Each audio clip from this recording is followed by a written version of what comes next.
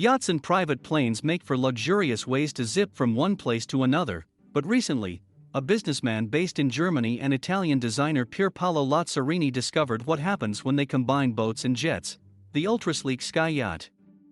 Equipped with 8 counter-rotating electric engines powered by super lightweight batteries and solar panels, the nearly 500-foot-long yacht can traverse the sky and sea at 60 knots for more than 2 days straight with zero emissions.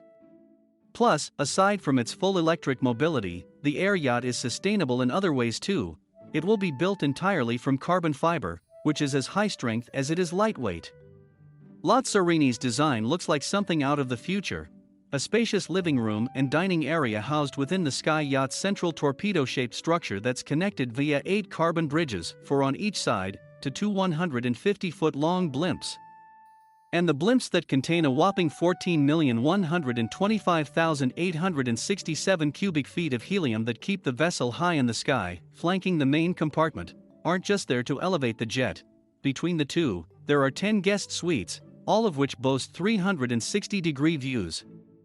The 2 balloon-like compartments on either side of the impressive vessel comprise an inflatable base that allows the innovative machine to float atop the water surface when the owner is in the mood to sail the sea versus the sky.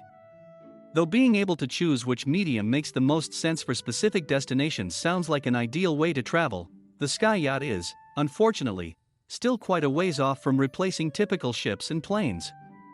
For the private owner who commissioned the estimated $627,511,500 Sky Yacht, however, his new mode of transportation is the way of the future. In fact, Lazzarini has promised that a first-scale model prototype will lift into the air later this year, and a collection of slightly varying designs, of different lengths, is currently in the early phases of both engineering and prototyping. So, perhaps we'll all be passengers on board a boat that flies before the end of the decade.